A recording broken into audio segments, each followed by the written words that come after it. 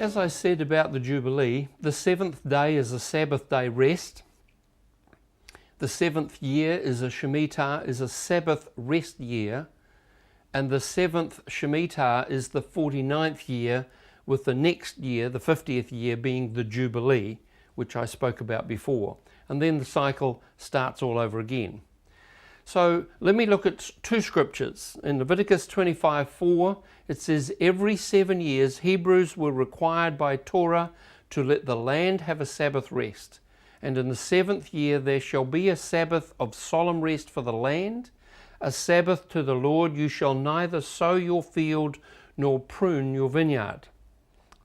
And also in Deuteronomy 15:1 and 2. At the end of every 7 year, it says, "You shall grant a release of debts." And this is the form of the release. Every creditor who has lent anything to his neighbor shall release it. He shall not require it of his neighbor or his brother, because it is called the Lord's release. Okay, so let's look at this since the last Jubilee year in 1965-66. Okay, the following year was the Jubilee. And you can see the years that they cover. Of course, the Hebrew year starts normally around September each year, obviously for 12 months like ours. So 2014 and 15 is the beginning of the next Shemitah year, and 2015 and 16 is the Jubilee. Okay, just so that you get the picture. Now, the Shemitah is the 7th year. It means the release, the remission, the letting rest. The land was to rest. There was to be no ploughing, no sowing, no pruning, no reaping, no harvesting. In effect, the land was to have a rest, and we call it to lie fallow. The poor were to share in whatever the land produced on its own. Now, Deuteronomy 15 speaks of debt and credit, and the economic realm was transformed because debts were cancelled. Everyone who had loaned money would annul or cancel the loan. Those in debt were released from their requirement to repay, and everything still owing was to be forgiven. It was to occur on one special day, the 29th day of the month of Elul in the Hebrew calendar. That was the day the nation's financial accounts were nullified or brought back to 0 too. Now, ancient Israel did not keep the Sabbath year, the Shemitah. They abandoned God and they served idols. And so the Sabbath year, the Shemitah, became a restless pursuit of financial profit. It was meant to be a blessing, but with its breaking, it became a curse. So remember when the armies of Babylon came and deported all the people of Israel and held them captive for 70 years. Those were all the Sabbath or Shemitah years to account for 490 years of disobedience towards God, because God is never thwarted.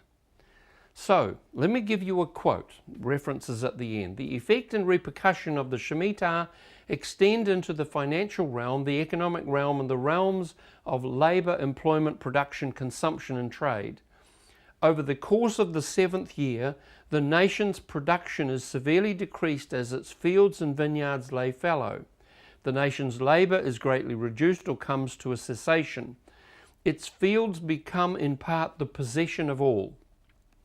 The buying and selling of the land's produce are restricted. The fruits of labour are abandoned, credit is cancelled, debt is wiped away, for the nation that attempts to rule God out of existence.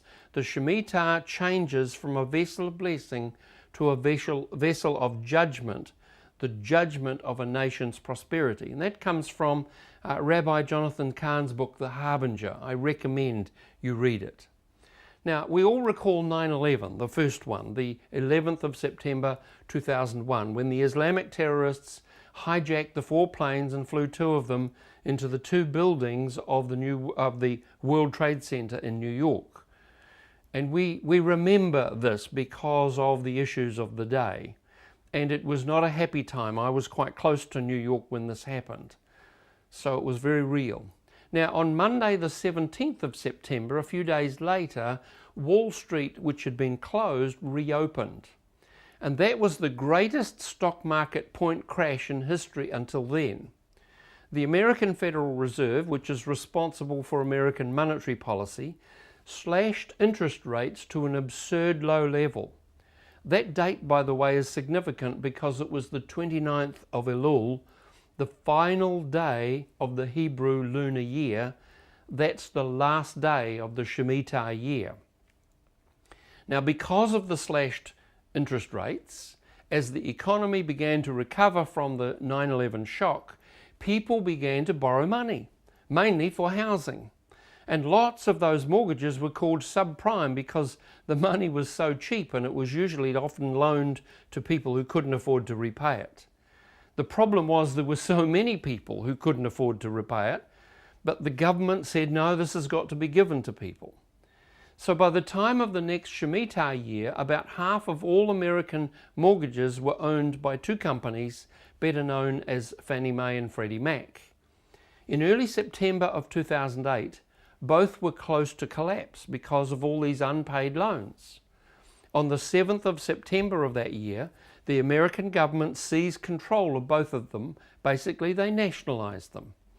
Due to their exposure to the subprime mortgage market, the 100-year-old Lehman Brothers financial firm began to collapse.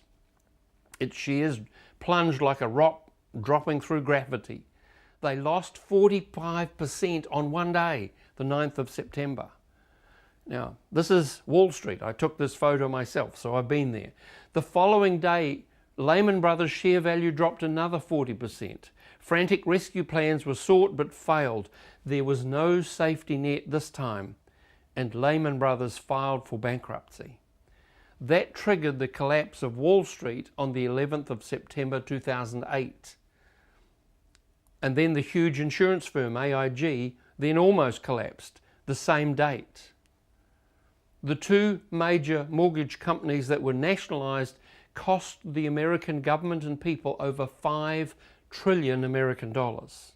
They came under public ownership. Those who had loans from Lehman Brothers had their debts cancelled, but those who had invested in them lost their investment. Sounds remarkably like Shemitah, doesn't it? So the American Congress tried to put a plan into law to prevent it, but they couldn't agree and the bill was defeated. The bailout amount would have been $700 million American. That was the 29th of September 2008. Wall Street collapsed, down 777.77 points. That became the greatest single-day stock market crash in history. It happened to be the 29th of Elul, the last day of the Shemitah year. And by the way, that financial collapse wiped 7% of the New York Stock Exchange's value, precisely the amount that it had grown since the previous Shemitah. So remember, the next Shemitah year is followed by the next Jubilee year, 2015 and 16, and that will be the 70th ever. We need to watch this space. If you want more information on this, both in book and DVD, it's called The Jubilee, The Shemitah, and Surviving the Debt Crisis. And they're both available now and also as an ebook.